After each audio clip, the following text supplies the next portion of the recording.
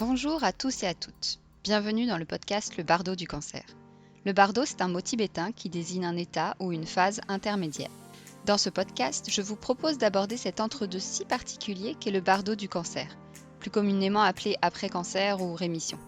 Un espace d'un possible renouveau qu'il est déroutant de traverser après une période où notre survie a été remise en question. Je m'appelle Swazik Lafay. Je suis psychologue et coach spécialisé auprès des femmes en rémission d'un cancer. À travers des témoignages, des interviews de professionnels et des épisodes seuls, je vous propose de mieux comprendre cette période de vie que vous traversez peut-être, de vous outiller pour passer d'un côté à l'autre du bardo à votre manière, et aussi de ne plus vous sentir seul dans ces montagnes russes émotionnelles. Je vous souhaite un bon épisode.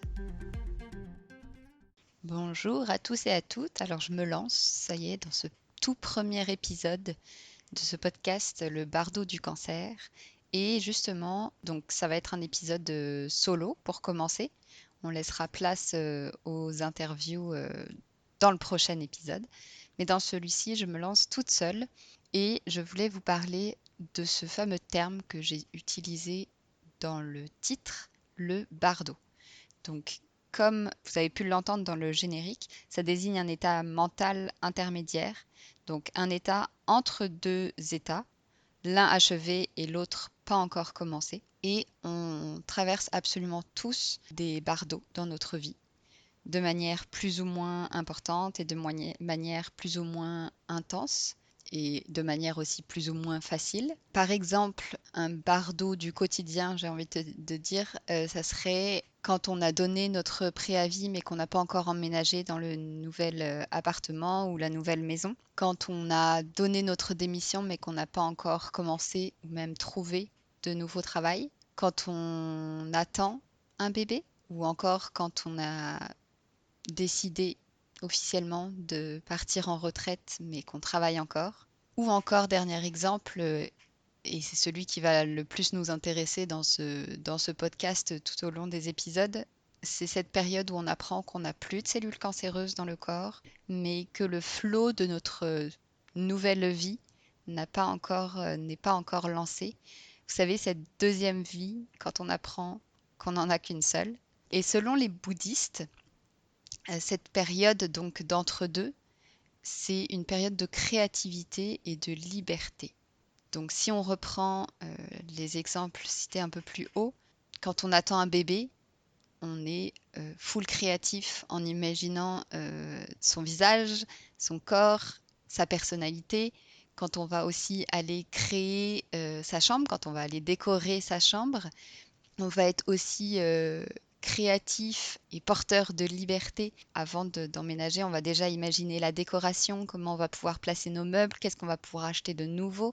Par rapport à la retraite, quand on va imaginer comment on va occuper notre temps, qu'est-ce qu'on va faire, quelles vont être nos occupations, nos nouvelles occupations, et se visualiser à chaque fois dans ces différentes situations. Et là, vous allez me dire, Swazik, c'est bien gentil, mais là, ce ne sont que des situations choisies et heureuses. Eh bien non, le bardo concerne bien toutes les situations, qu'elles soient choisies ou non choisies. Alors en effet, dans une situation non choisie, telle qu'un licenciement, une séparation, une maladie, on va avoir tendance à fuir cette fin, cette période d'entre-deux. On va absolument vouloir chercher la stabilité, on va vouloir retourner comme avant, on va vouloir que ça n'ait jamais existé, on va vouloir, c'est ça, fuir vraiment et vouloir oublier cette période de doute, cette période de deuil.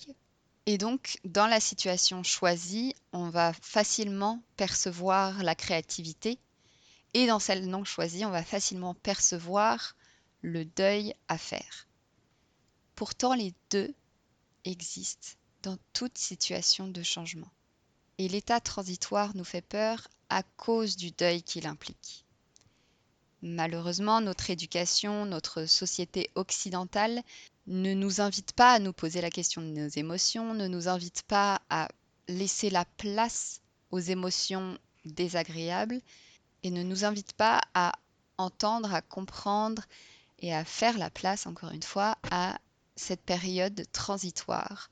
Et donc, même dans une situation choisie, on peut avoir, dans un premier temps, la peur de cette phase. C'est pas rare de repousser le moment de sa démission, de se convaincre que la job n'est finalement pas si mal, que la relation avec son conjoint ou sa conjointe n'est pas rendue au point de se séparer. Quand on réfléchit comme ça, c'est vraiment pour ne pas vivre l'expérience de la fin de quelque chose qu'on connaît bien. C'est cette fameuse expression, on sait ce qu'on perd, pas ce qu'on gagne, et ça peut avoir tendance à nous faire repousser des décisions, et parfois pendant de nombreuses années, vraiment par peur de ce deuil au final. Mais pour espérer avoir une meilleure relation, une vie plus épanouie, on n'a pas le choix que de quitter l'ancienne. Et ça me fait penser à cette citation de André Gide: on ne découvre pas de terre nouvelle sans consentir à perdre de vue d'abord et longtemps tout rivage. Ce qu'il entend par là, c'est justement de devoir dire au revoir à une situation pour pouvoir accueillir une nouvelle. On ne peut pas accueillir une nouvelle situation sans dire au revoir à la précédente.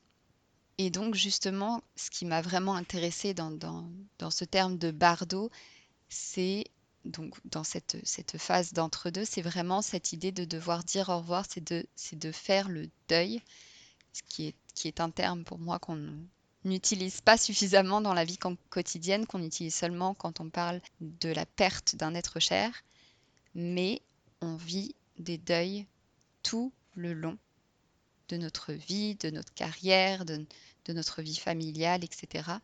Et même, encore une fois, dans des situations choisies, ce qu'on ne conçoit pas vraiment.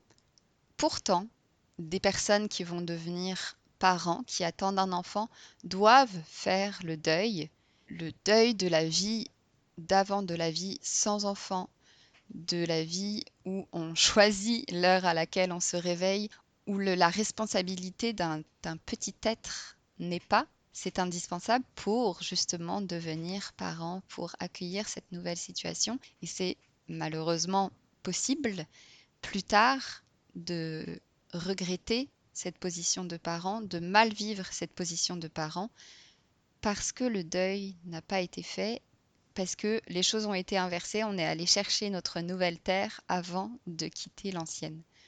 Pareil pour la retraite. Quelqu'un qui choisit de partir à la retraite parce qu'il en a marre de son travail, parce que ça y est, il ou elle a fait le tour, parce que il ou elle a envie de faire autre chose, de se laisser la place, etc. Dans un premier temps, ce n'est pas rare de justement voir cette liberté, ce temps libéré, de voir toutes ces possibilités, de voir le repos, les vacances, le voyage.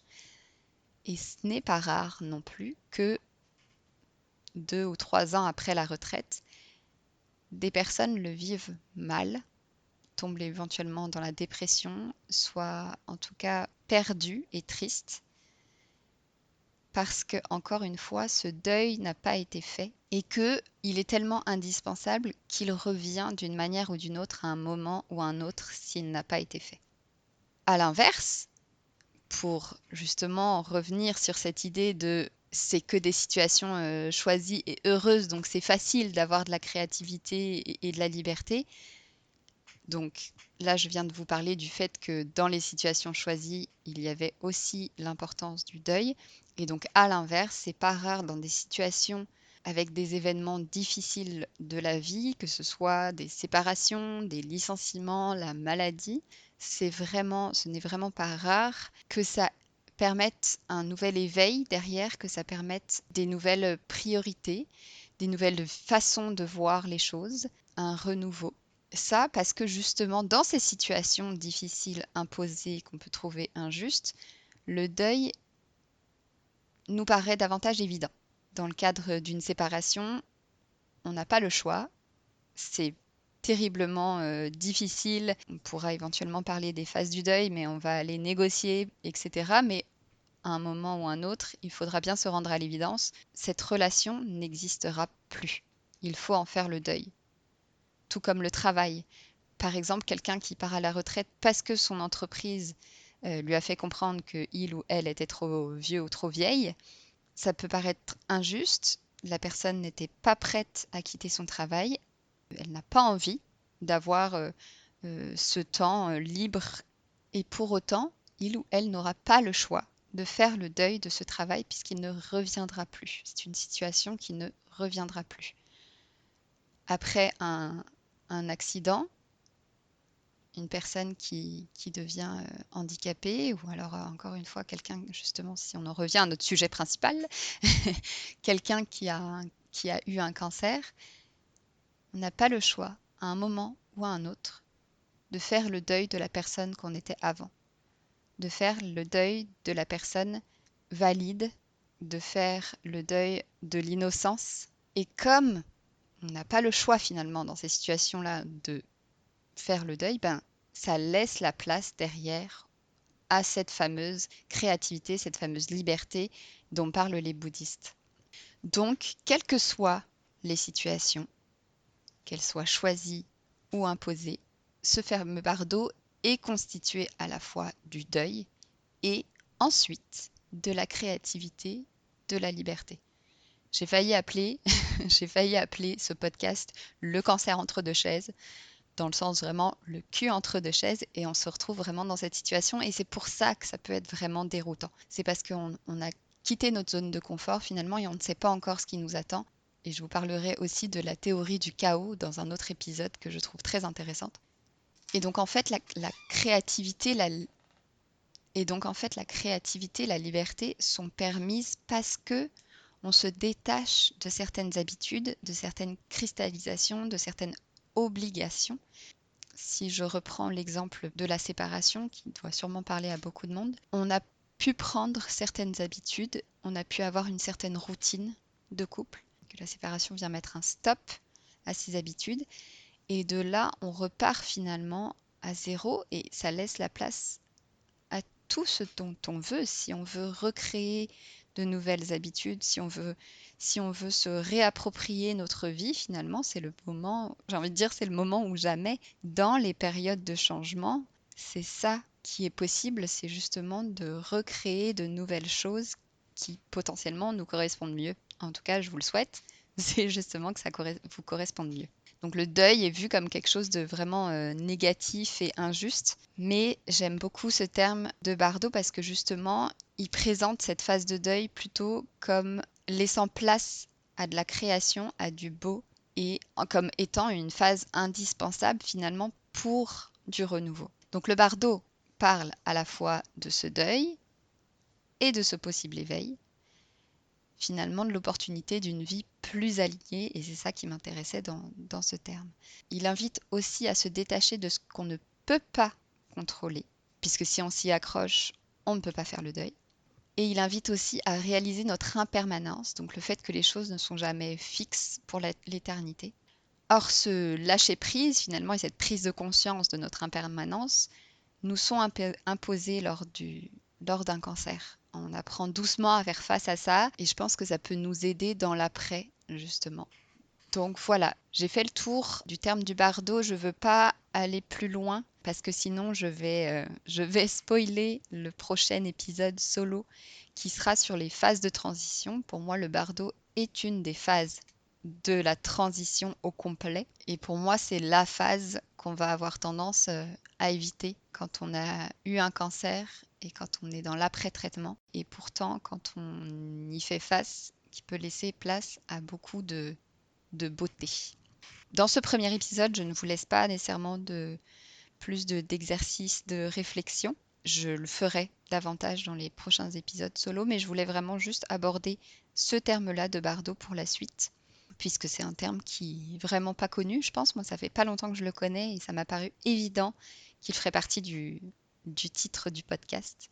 Donc, j'espère que ça vous a plu, j'espère que ça vous a intéressé, que ça vous a donné envie de savoir ce qui va en être pour la suite. J'ai plein de sujets pour vous. Cependant, n'hésitez pas à m'en donner aussi s'il y a des choses qui vous interpellent, des choses sur lesquelles vous avez envie et besoin de réponses. Sur ce, je vous laisse et vous envoie plein de belles ondes. Prenez soin de vous.